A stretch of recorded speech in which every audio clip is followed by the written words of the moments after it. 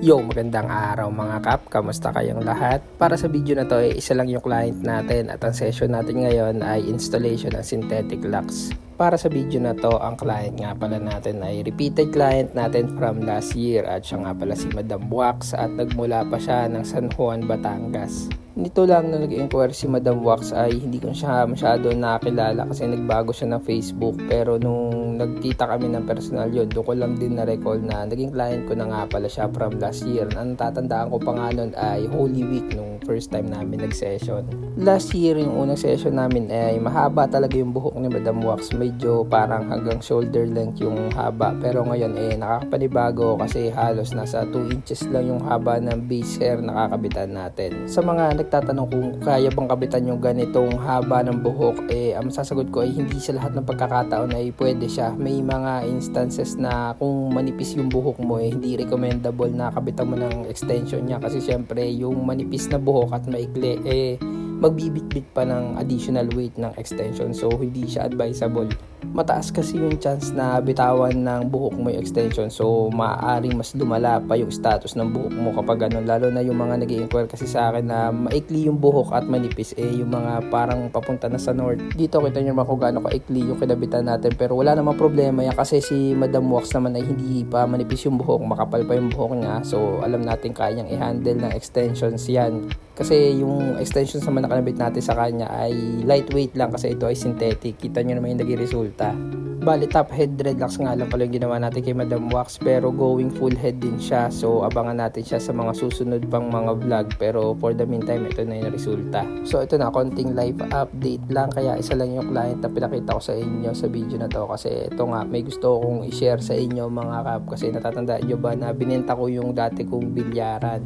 Bukod kasi sa humina yung mga players natin, humina yung kitaan natin doon, medyo tumumal. Isa rin sa reason kasi kung bakit tumumal kasi nahihirapan yung players maglaro kapag may sagabal. Katulad nun yung pader doon sa gilid, hindi pa kasi siya malaki, so bala kong palakihin yung space ko dito. Isa pa, Chinese table kasi yung una kong lamesa, so hindi siya katulad ng mga typical na lamesa natin dito para mga Maxima, Kangaroo, iba yung packets niya, so mahirap siyang pahulugan. Inaamin ko kasi medyo naging padalos-dalos ako sa pagpili nung una kong mesa kasi syempre first table ko yun, wala pa akong idea sa mga bagay na dapat ko i-consider, pero this time syempre natuto na tayo, alam na natin yung mga bagay na pwede natin i-improve pa. So ito na nga, papakita ko na sa inyo mga kap, almost amat na rin sa akin tong lamesa ko, pero ngayon ko lang papasilip sa inyo. Kita nyo naman yung pinagbago niya, pati yung space natin dito. Mas maganda nga pala to kaysa dun sa una kong lamesa. Ang brand nito ay Puyat brand, bale local brand siya ng pool table dito sa atin.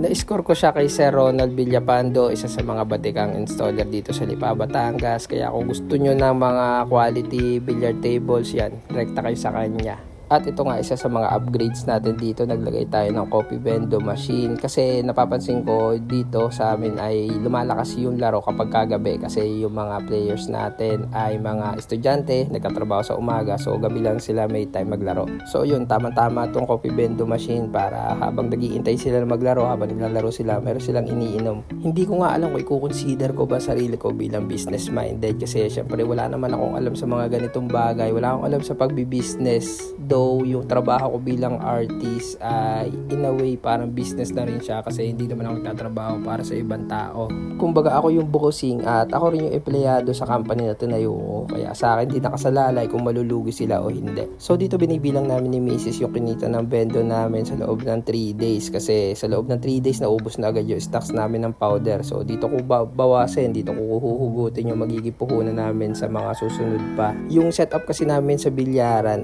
ako yung namuhunan, bali yun na lang kasi yung tangi kong magagawa, hindi ko siya mababantayan, so ako namuhuna sa bilyaran, then tatay ko ang nagbabantay para hati kami sa kikitain nun weekly. Dito naman sa coffee bendo hati kami ni mama, so nag-invest lang talaga kami sa bagay na wala kang gagawin kundi maghintay na lang at hatiin mo na lang siya weekly. Yun na lang kasi yung tangi ko naiisip kasi ako hindi ko na siya masasabay pa sa trabaho ko.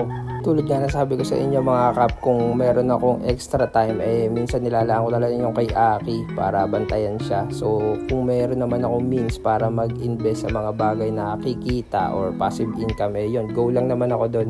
At least nakakatulong din ako sa parents ko.